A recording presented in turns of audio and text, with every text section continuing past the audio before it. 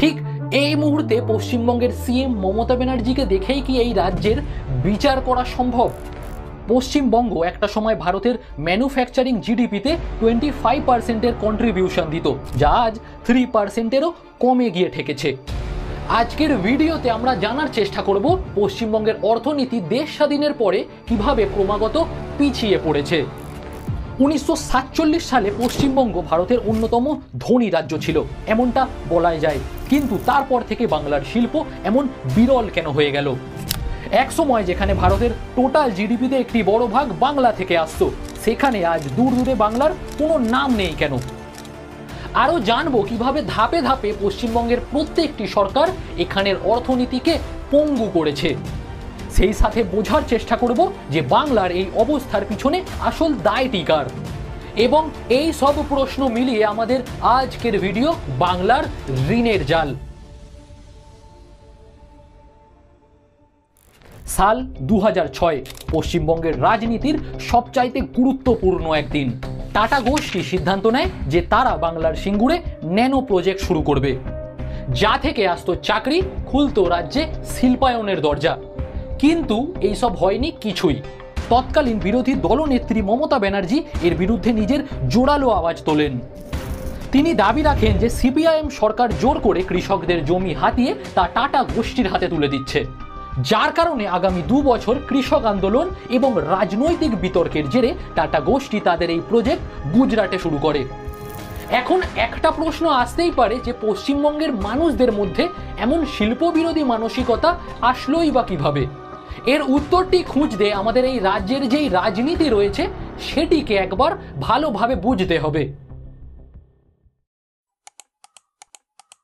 এই যেমন বাংলার তাঁত শিল্প অথবা বস্ত্র শিল্প, যেগুলিকে ব্যবহার করেই ব্রিটিশরা বাংলাকে ব্যবসার ঘাঁটি বানিয়েছিল। কিন্তু স্বাধীনতার পরে কালক্রমেই বাংলার এই সব শিল্প আস্তে আস্তে হারিয়ে যেতে শুরু করে। এর পিছনে প্রধান কারণ হলো বঙ্গ বিভাজন অথবা 1947 সালে বাংলাকে দুভাগ করা। আসলে স্বাধীনতার পূর্বে বাংলার অর্থনীতির এক বিরাট অংশ এখানের তাঁত শিল্প এবং জুট শিল্পের ওপরেই নির্ভরশীল ছিল। কিন্তু যখন ভারত পাকিস্তানের বর্ডার আঁকা হচ্ছিল, তখন অ্যাকিউরেট বর্ডার আঁকা ছিল খুবই জটিল একটি কাজ। জাতিগত ভিন্নতা, ধর্মীয় ভিন্নতা এবং অর্থনৈতিক নানা বিষয় এই ব্যাপারটিকে আরও অনেক বেশি কঠিন করে দেয়, যার ফলস্বরূপ দেশভাগের পরে বেশিরভাগই জুট ক্ষেত চলে যায় ইস্ট পাকিস্তানে এবং জুট ফ্যাক্টরি থেকে যায় এই ভারতেই, যেটা এই ফ্যাক্টরিগুলি বন্ধ হওয়ার অন্যতম কারণ হয়ে ওঠে। এবারে এই জুট কিংবা বাংলার বস্ত্র শিল্পের কারণ তো আপনারা অনেক জায়গাতেই শুনেছেন, কিন্তু এগুলি ছাড়াও আরও অনেক কারণ আছে যেগুলির জন্য কংগ্রেস সরকার থাকাকালীনই বাংলা অনেকটা পিছিয়ে যায়। এই যেমন বাংলার রেল ইঞ্জিন শিল্পও দেশের জিডিপিতে অনেকটা অংশীদারি ভাগ করত, কিন্তু 1965 সালে ইন্ডিয়া পাকিস্তান যুদ্ধের কারণে তৎকালীন কংগ্রেস সরকার দেশের রেল বাজেটে অনেকটা ঘাটতি করে। এছাড়াও সময়ের সাথে সাথে বাংলার বেশ কিছু শিল্পকে কেন্দ্র সরকারের দ্বারা অগ্রাহ্য করা হয়।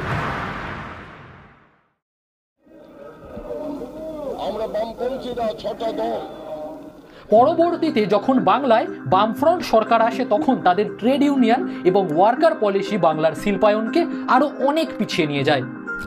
আসলে সিপিআইএম সরকার তাদের কমিউনিস্ট কিংবা মার্ক্সবাদের কারণেই শ্রমিক অধিকারের জন্য অনেক দৃঢ় নীতি মেনে চলত।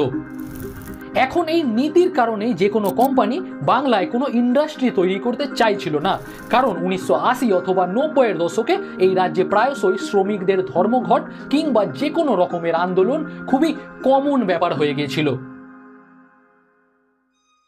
শিল্প জিনিসটা একটি রাজ্যের জন্য কতটা প্রয়োজন তা বাম নেতা বুদ্ধদেব ভট্টাচার্য খুবই ভালোভাবে বুঝতেন, যার কারণে 2006 সালে টাটা গোষ্ঠীর সাথে মিলে তিনি সিঙ্গুরের ন্যানো প্রজেক্ট শুরু করার উদ্যোগ নেন। কিন্তু দুর্ভাগ্যবশত এতক্ষণে এই রাজ্যের মানুষদের মধ্যে একটি অ্যান্টি ইন্ডাস্ট্রিয়াল মেন্টালিটি জন্ম নিয়েছিল, যা এটিকে শুরু করতে প্রধান বাধা হিসেবে আসে। দীর্ঘ 34 বছর শাসন করার পরে যখন বাংলায় সিপিএম সরকারের পতন হয়েছিল, তখন ক্ষমতায় আসে মমতা ব্যানার্জির নেতৃত্বাধীন তৃণমূল সরকার। এখন বর্তমান সময় এই রাজ্যে যেই শিল্পায়নের অভাব তা দেখে এর দায়ভার সম্পূর্ণটাই মমতা ব্যানার্জির ওপর দেওয়া কখনোই সম্ভব নয়। কারণ 2011-র আগে এই রাজ্যের অর্থনীতি অনেকটা পিছিয়ে ছিল।